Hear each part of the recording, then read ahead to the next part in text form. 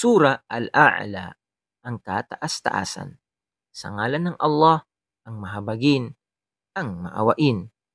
Luwalhatiin mo ang ngalan ng iyong Panginoon, ang kataas-taasan.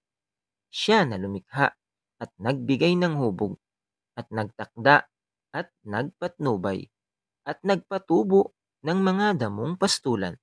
Pagkaraan, ito ay kanyang ginawang maitim na pinaggapasan.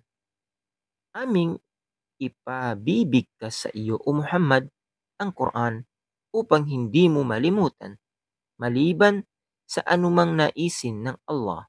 Katotohanan, kanyang nababatid ang anumang nakahayag at anumang nakatago.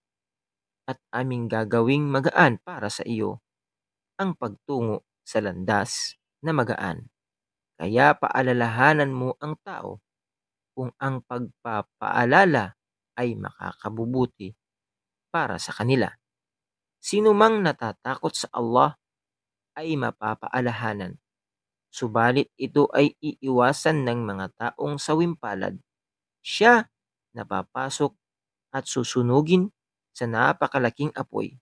Pagkaraan doon siya ay hindi mamamatay at hindi mabubuhay.